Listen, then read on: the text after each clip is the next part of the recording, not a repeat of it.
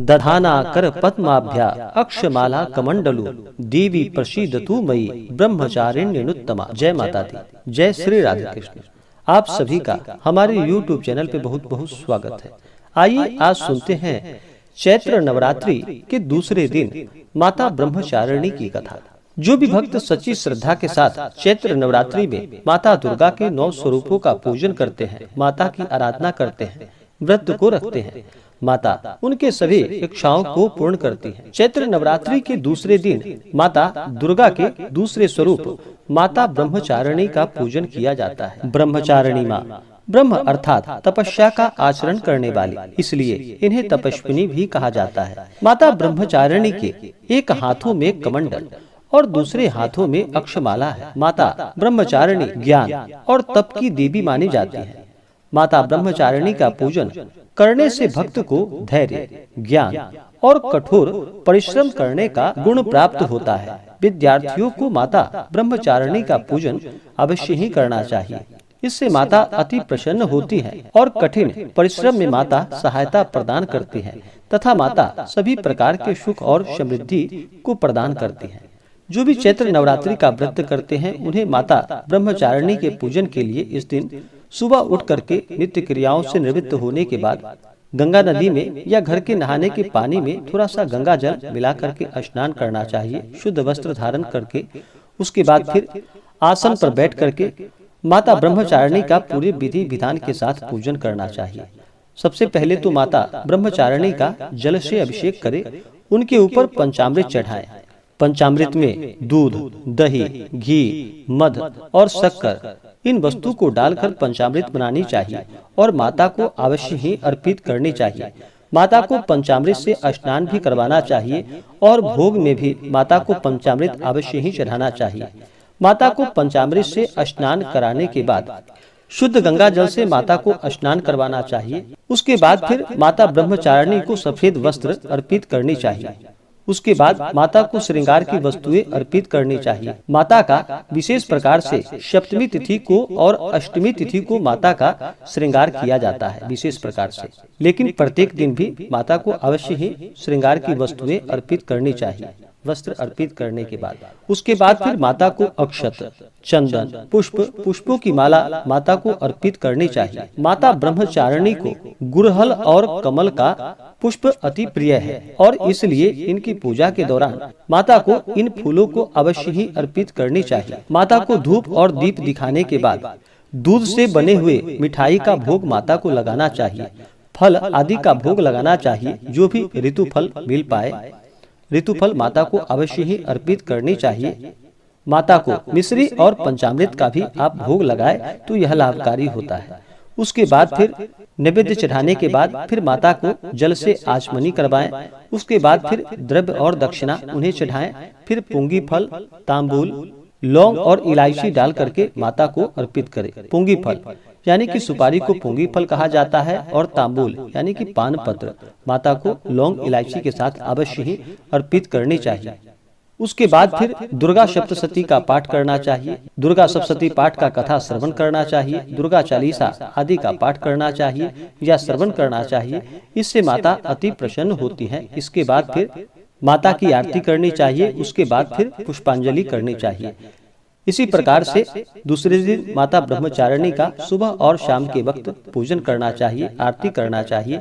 इससे माता अति प्रसन्न होती है। माता ब्रह्मचारिणी से जुड़ी हुई कथा के अनुसार माता ब्रह्मचारिणी का जन्म भी पर्वतराज हिमालय के घर में हुआ था। जैसे जैसे माता बड़ी हुई भगवान शिव जी की भक्ति में रमती चली गई और फिर भगवान शिव को प्राप्त करने के लिए माता ने कई वर्षों तक घनघोर तपस्या की और कठिन तप किया, व्रत किया। इस प्रकार से 1 शताब्दी तक माता फल और फूल को खाकर रही और तपस्या में लीन रही। उनकी भक्ति से सभी देवता प्रसन्न हुए और उन्हें मनोकामना पूर्ति का वरदान दिया।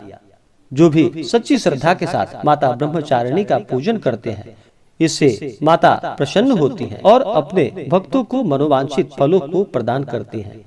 जो भी जातक नवरात्रि का व्रत करते हैं उन्हें नवरात्रि के दौरान नियमों का पालन करना चाहिए।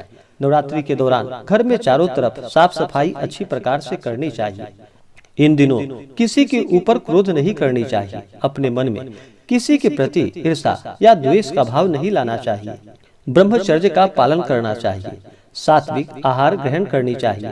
तामसिक वस्तुओं का बिल्कुल भी प्रयोग नहीं करना चाहिए, जैसे कि मांस, मदिरा, लहसुन, प्याज आदि का प्रयोग बिल्कुल भी नहीं करना चाहिए। जहाँ तक हो सके उपवास रह करके व्रत करना चाहिए। उपवास न रह पाए तो फलाहार ग्रहण करके व्रत करना चाहिए। यह भी अगर संभव ना हो तो रात्रि में एक समय सात्विक आहार भोजन ग्रहण करके व्रत को करना चाहिए। नवरात्रि के दौरान किसी भी स्त्री का बिल्कुल भी अपमान नहीं करना चाहिए। जहाँ पर स्त्री का अपमान होता है, उनका सम्मान नहीं होता है, वहाँ से माता स्थिर लक्ष्मी रुष्ट होकर चली जाती हैं और सभी त्रिदेवियाँ, महाकाली माता, महालक्ष्मी, महासरस्वती आदि यही देवी सभी जीवों में चेतना के रूप में विराजमान रहती हैं। इसलिए कभी भी महिलाओं का अपमान नहीं करना चाहिए, सदा ही उनका सम्मान करना चाहिए। अपने से बड़ों का सदा ही आदर और सम्मान करना चाहिए। धर्म का आचरण करना चाहिए। जहाँ तक हो सके गरीबों को भोजन करानी चाहिए, ब्राह्मणों को भोजन कराना चाहिए।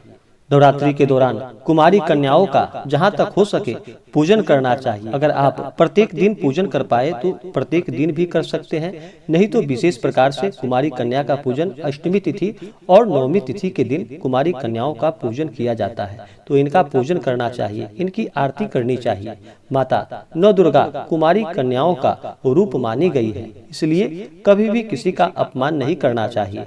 धर्म का आचरण करते हुए ही इस व्रत को करना चाहिए। अगर व्रत के लिए मन में संशय हो तो वह व्रत निष्फल ही माना जाता है। इसी प्रकार व्रत के लिए कभी भी मन में संशय नहीं रखना चाहिए। भक्ति भाव के साथ, श्रद्धा के साथ, विश्वास के साथ माता का पूजन करना चाहिए। इससे माता अति प्रसन्न होती है और मनोवांछित फलों को प्रदान करती है। चैत्र नवरात्रि के दौरान माता के इन मंत्रों का जप करना चाहिए। या देवी सर्वभूतेषु ब्रह्मचारिणी रूपेण संस्थिता नमस्तस्यै नमस्तस्यै नमस्तस्यै नमो नमः। यह माता ब्रह्मचारिणी का मंत्र है और माता के इन मंत्रों का भी जप करना चाहिए। यह बड़ा ही लाभकारी होता है। मंत्र ओम ऐम ह्रीम क्लीम चामुंडायै विच्चै, इन मंत्रों का जप करना चाहिए। या ओम श्री दुर्गा दिव्ये नमः, इन मंत्रों का नवरात्रि के दौरान अवश्य ही जप करना चाहिए। इससे माता अति प्रसन्न होती है और अपने भक्तों को मनोवांछित फल प्रदान करती है। तो आशा करता हूँ कि यह जानकारी आपको अच्छा लगा हो। ऐसे ही ज्ञानवर्धक जानकारियाँ प्राप्त करने के लिए हमारे इस चैनल को लाल बटन दबा करके सब्सक्राइब करें, साथ में बेल आइकन घंटी दबाएं ताकि मेरी वीडियो का नोटिफिकेशन आपके पास सबसे पहले पहुंचे। वीडियो को लाइक और अपने मित्रों तथा दोस्तों के साथ शेयर करें। सुखी रहें और स्वस्थ रहें। जय श्री राधे कृष्ण। धन्यवाद।